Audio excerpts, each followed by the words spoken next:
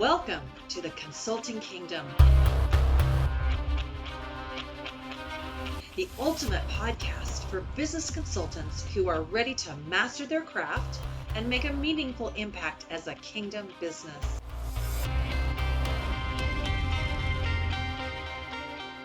Hosted by Patrick Bell, this podcast dives into powerful strategies and actionable insights that will help you grow in your consulting expertise. Through expert interviews, the Consulting Kingdom pulls from our guests their advice and equips you with the tools and knowledge and heart direction necessary to drive extraordinary results for your clients and your business. Be sure to subscribe to the podcast and follow us on social media for exclusive content and updates. Now, get ready to unlock your consulting potential with the Consulting Kingdom. All right. We are here today with Regina Bergman of Bridgeport Strategy. And I've known Regina for many years now, a fantastic business consultant with a lot of experience. I'm really excited about this interview, Regina. Thanks for joining us today. Can you just tell people a little bit about yourself, your consulting practice, what you do? Let's start with that. Awesome. Well, first of all, I'm really happy to be here with you, Pat. Thank you so much for inviting me today. I'm looking forward to this. So I started my business back in 2015, and so I've been working with clients since that time. And like many businesses, it's undergone many iterations. Yep. And it's undergoing an iteration at the moment. So my focus is shifting slightly, but it's always been about helping business owners to have a business that gives them a financial legacy, gives them a business that can run without them so that they have options when they ultimately decide to leave. Excuse me, when they ultimately decide to move on to something else in their life, whether that's retirement or a different career or whatever that is. And as you and I both know, so many of our businesses, small businesses particularly, don't have that option. They haven't built their business in such a way that it has value to anyone else. And so they have to literally close the doors and walk away. And that is not something that you want anybody to go through. I've been through that, not for that reason particularly, but following the financial crash of 2008, had to close the doors on a 12-and-a-half-year business that was doing about $5 million in revenue and had to literally close the doors. That's not a fun thing. So, I think a lot of business owners have been through that, and myself included, and probably multiple times. Yeah. And then when I've sold a business, it was, that someone said that most business owners sell a business for far less than they had imagined.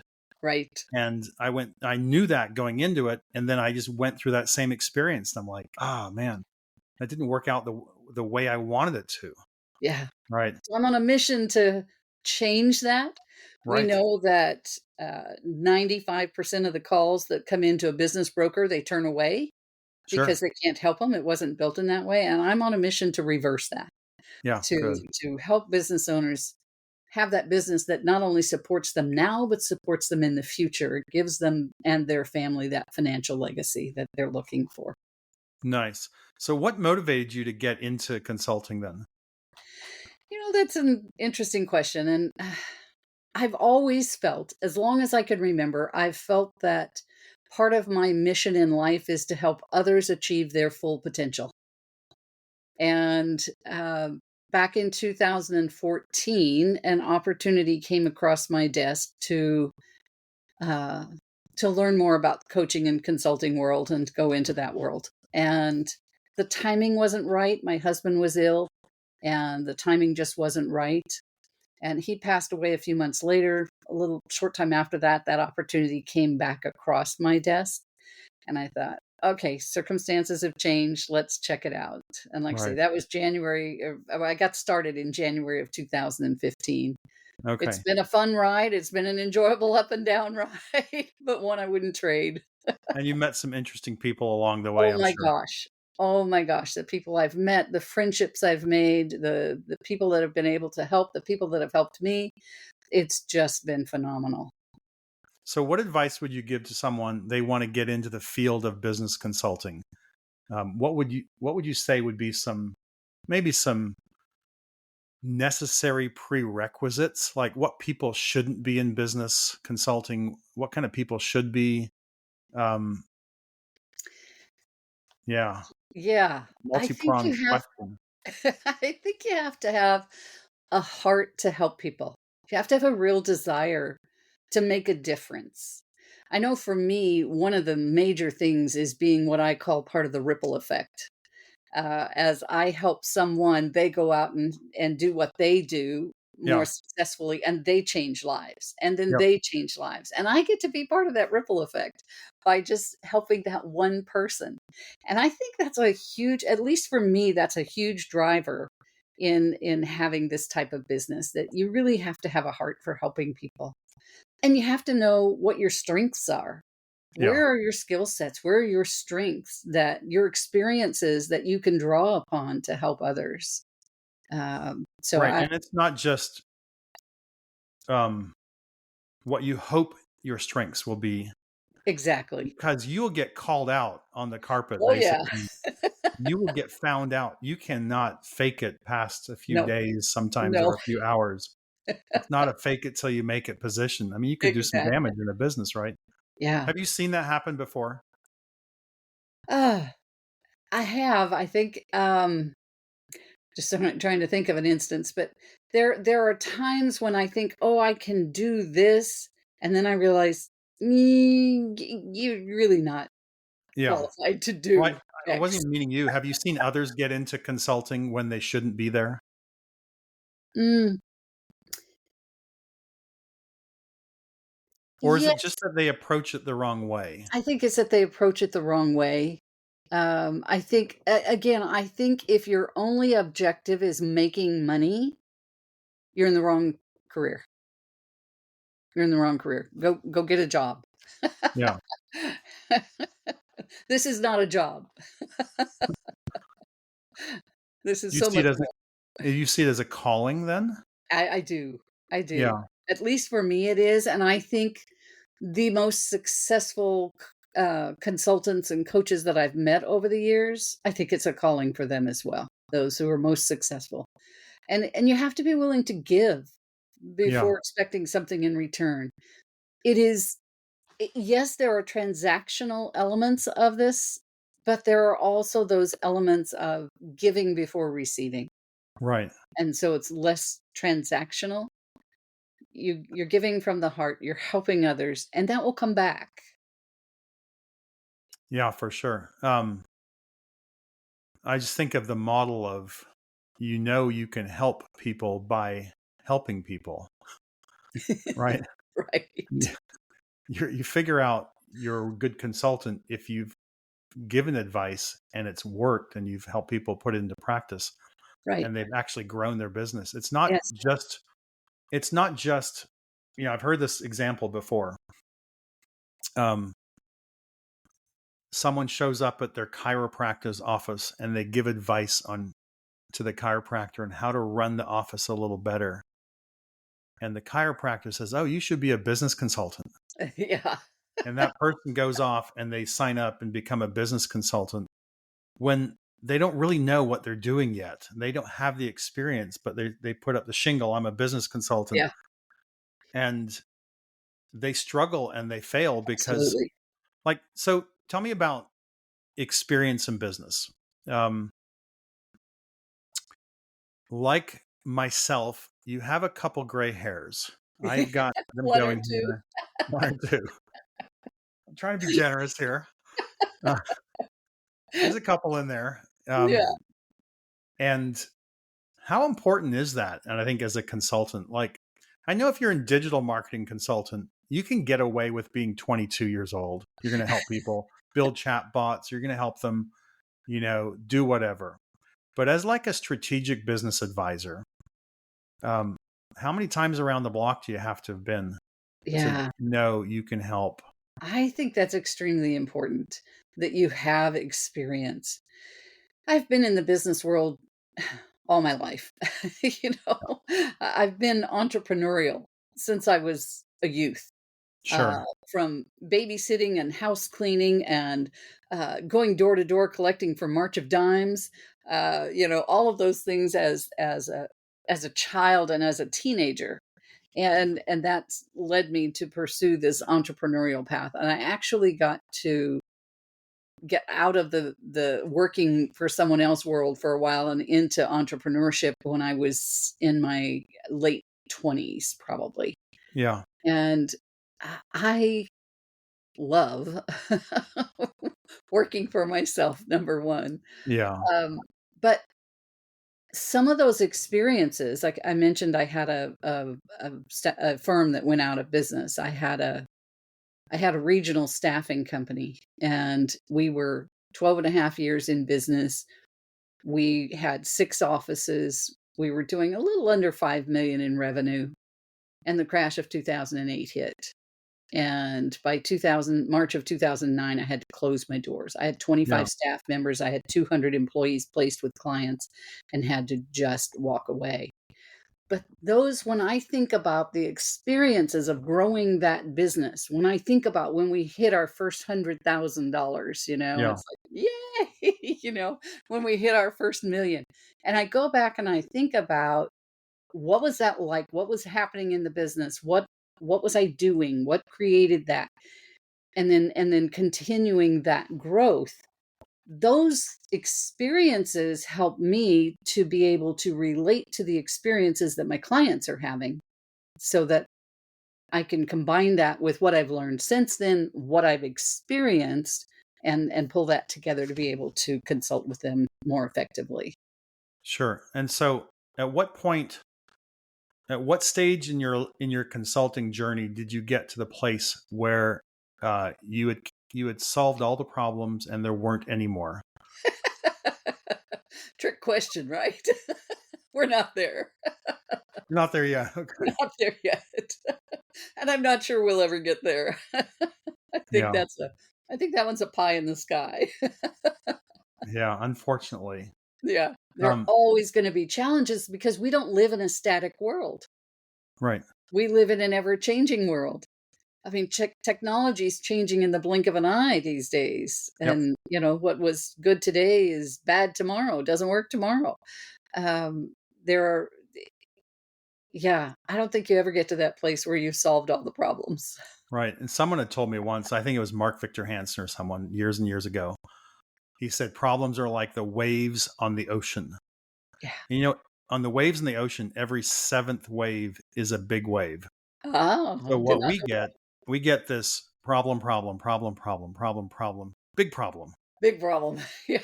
And it's like the only break we get from our problems is in the form of a crisis.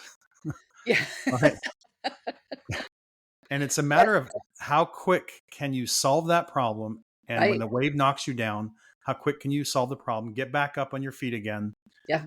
Make a couple strides into the ocean before you get Yeah. down again. You know, And this past week has been the perfect example of that. So I live in the Houston area, and Hurricane Beryl went right over the top of us. yeah, Knocked out our power, knocked out our internet. Some folks still don't have power back on. Where they're 11, 12 days out still without power. wow, We got power back on let's see, it hit on Monday. We got power back on Saturday. sure, Internet a little bit later than that. But during that process, something also went awry with my email account. And technology was just wacky. Anything technological just kind of went wacky. Even to the ice maker on my freezer. wow, really, It stopped making ice properly until everything got back. It was just crazy. Um, anyway, and I say we were without power. We have solar panels, so we had some power. okay, But the power from the grid didn't come back on for 7 days okay. or 6 days, whatever that is. Um, where was I going? Sorry. The um, challenges you face. Yeah. challenges. Yeah. So this past week has all been about getting my email restored. Yeah. And luckily I had moved most of my appointments from this week because I didn't know if I was going to have power this week or Sure. not. And so I had freed up my calendar and I've spent every waking moment figuring out the email situation. Yay, I finally have access to incoming emails, Right. but I lost 10 days of emails and I don't know if I'll ever get those back. Yeah. Don't know who was reaching out to me of incoming emails. And so yeah, that's like the crisis mode, Right. right? Now we're leveling out a bit. I've got email. Okay, what's the next wave that's going to hit? Yeah. Well, I think you have the gift of laughter and joy, Yes, which you have to do a lot of that, don't you? Like you do. in the face of these challenges, it's like, oh Yeah, my gosh, it's let's laugh or laugh cry, about and it. laughter is easier. However, when the frustration level gets high enough, it can be cry. It can be Yeah. correct. There's a lot of stress. Do you take on the stress of your clients as well? Do you feel that, or are you more like Hmm. arm's length? I do feel for them when they're struggling, most definitely. And will do, whatever I can in my power, but know that they have to do things for themselves as well, but whatever I can do to help them. I have Yeah, a client who's very, struggles with tech, I'll put it that way. sure. And so whenever I can help her with something I mean, I'm not a tech genius by any manner Right.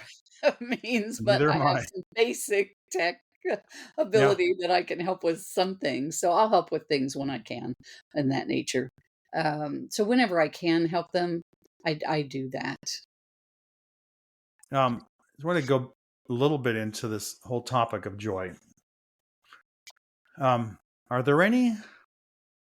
This is we're in the consulting kingdom here, the Kingdom Business Consultant podcast, and so tell us about one or two scriptures that really speak to you and really Mm, help you as you continue on this journey, because the journey it sounds exciting. You're going to work for yourself. You're going to make tons of money, et cetera, right? yeah, Laughing again. I yes. mean, you've got a fair That is measure the of laughter of success. experience. Yeah. What are those verses that have really spoken Mm. to you and helped you along the way?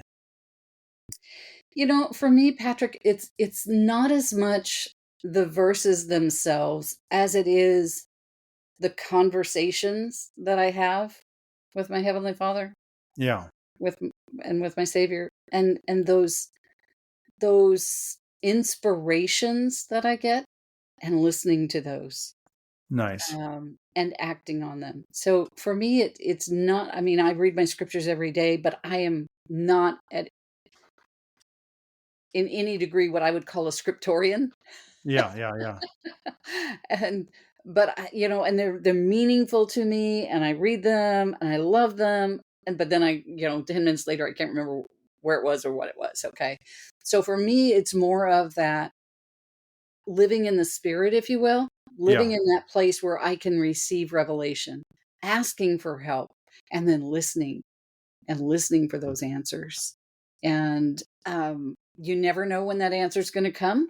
As you and I have talked about a Yep. certain situation I had, I've been praying for months, or well, I knew months ago something was going to change in this particular situation, but the message, if you will, that I got was just hang in there, and I'll let you know when it's going to Sure. change. And literally a couple of weeks ago, while I was taking my shower in the morning, I think the Lord speaks to us in the shower a lot because we're not Absolutely. listening to anything 100%. else. We should spend more time in Quiet. there actually. So, We're isolated and he speaks to us there. And the message was just so loud and clear. Do it now. Oh, I wasn't even thinking about it, no, It was, he was telling you to turn the shower water off probably. yeah, Like there you go. That's been what in it there was. long enough. You're getting waterlogged. Get out of there. But Well, that's but for good. Yeah. me, that's what it is. It's not so much particular verses as it is just listening to the Spirit, asking for help, and then listening. I can't tell you how many times that I've received miracles in my life, or that the Lord has helped me find lost things, or something. I mean, just things that are Right. just defy normal operation, if you will. Yeah. Well, it just reminds me of what my favorite pastor talks about. He's like, we take in the scripture and we might not remember what it said, Yeah, but it still feeds us. exactly. Just like I don't remember what I had for lunch, a couple weeks ago, Right. but I was still fed by it, and it Exactly. still brought me nourishment and strength. Yes. And that's what that daily reading and that daily Yes. devotional does. This morning, we're on the Bible app, and it was talked about given it will be given to you, right? Pressed down, shaken together, Taken up. running over into your lap, Yes. and the same measure that you give, it'll be Yeah. given back to you. Yes. I love And it's that like, one. oh, it's so good. Like, what does this really mean? And what's the cultural context of that and all that? Anyway, so we want to live in that, and that kind of just shapes our thought process a little bit more for that day. Like, Exactly. how am I going to be giving today? Right. And how does that shape the way I look at people and the opportunities I'm looking for?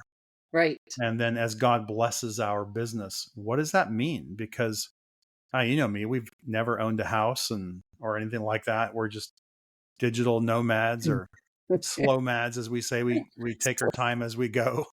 We linger in places, and we're looking for a home, obviously, but um, it's always been about other people. Right. And what does that mean? What do you do if you make a strong chunk of money? What do you do with it? Who needs help? Right. Who needs Right. help? And you have to be others focused. I so agree with that. And I think one of the key reasons for my desire to be more successful in my business is to be able to make a greater impact, to be able to Yeah. help people. And there's a limit to what you can do without those funds. It's not about Sure. the money for me. I've never been money motivated ever. But I am motivated by what I can accomplish with that money. And if I don't have it, I can't Yeah. accomplish it. Well, I know that we want to seek first the kingdom, but I also feel like if God puts an opportunity in your path to make some money, Yeah. it would be selfish not to do it, because there's so many Agreed. people need help. It's Agreed. very hard to help the poor practically if you're one of them. Yes. Right? So true. So very So, true. but I think Yeah. money is really it's not the goal, it's the byproduct. Exactly. It's the And tool that we can yeah, use exactly. to achieve the mission. Yeah. All right, so let's switch gears a little bit. Okay. Just we want to be respectful of our time here. I want to talk about tools or resources that you use, or even tricks of the trade. So give our audience some tools that they could, or some ways of doing things, or resources, or whatever that you like to use that you think would help you to become a help people become a better consultant. And we don't have to go into the growth engine or anything like that. It's not what this is about. What Okay. else Okay. is out there that you're using that could be helpful to people? I will tell you my favorite tool. I'll show it to you. Okay. It is a planner. It is a paper planner. Yeah. I do use my internet calendar, but in conjunction with this. And I Sure. have been using this calendar. This is a quarter, by the way. This is 1/4 of the year. Wow. Okay. Yeah. It's phenomenal. And it helps you. It's developed. You'll love this. It's created by a fella in Canada. Okay. And it is called EFIC, the EFIC planner, EFFIC. Okay. And EFFIC. EFFIC, and the creator of it is Dave Ruel, Ruel. He really helps you, or the planner really helps you to make sure that what you're doing every day is in alignment with where you want to go. So Oh, you're not just ticking off a list. I've got 10 things that I've got to do tomorrow. Check, check, check, check. No, yeah. every week first you start off with, what are my goals for this year? And you look at your 5 areas you want to work on for the year. And then in each quarter, what are the top 3 areas that I'm going to work on? And then, Okay. the analogy of, the filling the jar with the big rocks, little rocks, Sure. sand, water, all of that. Absolutely. That's the methodology that's used in it. So what are the big rocks that I need to be working on this quarter? What are the little rocks? And you Yep. break it down. And then on a weekly basis, what is it that I need to be doing from that? The number one thing I need to accomplish today, every day Okay. of the week.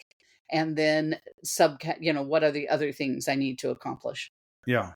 And so then at the end of each week, you have a notes section, and you also have a planning section for next week. What are the Right. things I need to accomplish next week? So you're constantly tying it back to, what are my goals for this year? What are my Yeah. goals for this quarter? What do I have to do this week to be on target for that? And Wow. I have found it to be just such a powerful tool. I have struggled all of my business career with finding the right calendar. Stephen Wow. Covey's 7 Habits worked fairly well back in the day, but it still wasn't perfect. This is as close to perfect for me as I Really? have found. And it just keeps me on track. Okay. And it goes everywhere with me. I even take it to church. So, because there's Sunday in here as well, and I can take notes on the sermon, or notes, ideas that I got, or scriptures that were referenced, or whatever. So I can do that on Sunday. When I leave my office, it actually goes with me as well.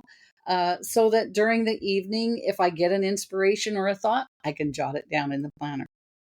They need a waterproof one for the shower, I think. Yeah. Yeah, I hear you. Interesting. Yeah. But that Wow.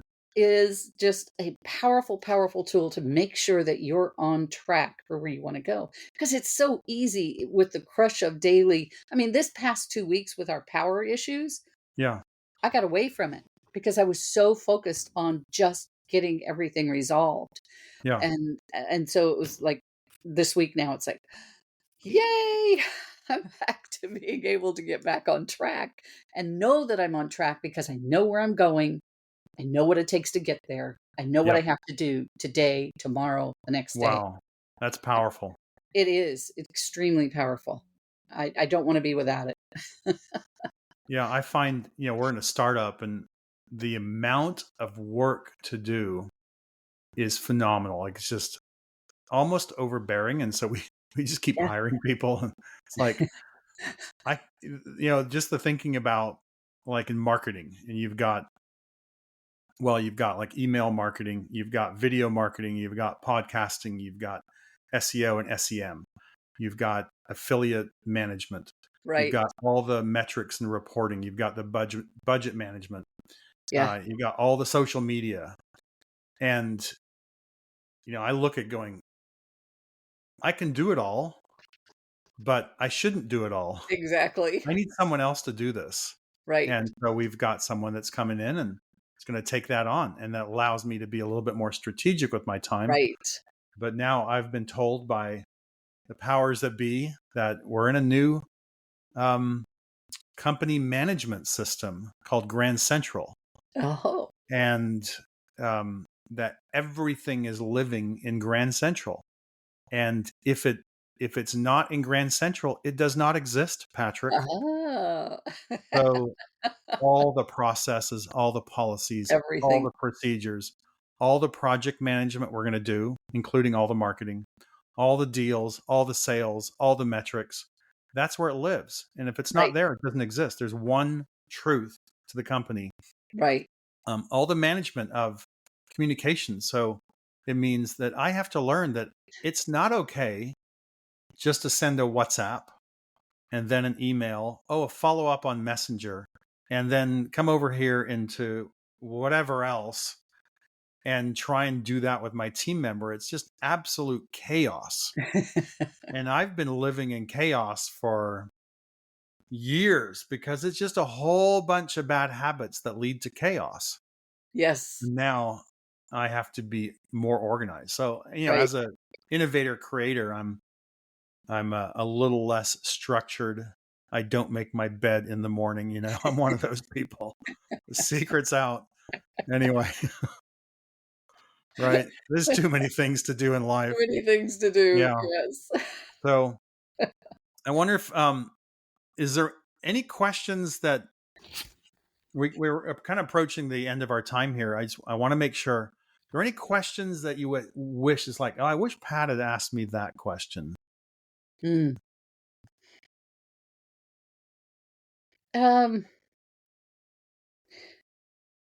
the one I guess that I could think of might be, maybe the biggest challenge you ever faced and how you got through it. Okay, let's go there. Yeah. And so this one impacted me both business and personally. As you know, I was married. My husband passed away in 2014. And there is a very definite phenomenon that occurs in widowhood called the Mm, widow's fog. And literally, you can't think your way out of it.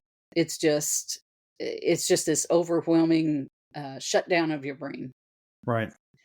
So, two things helped me through that could help people at any stage here. But one was a gratitude journal, keeping a gratitude Mm, journal.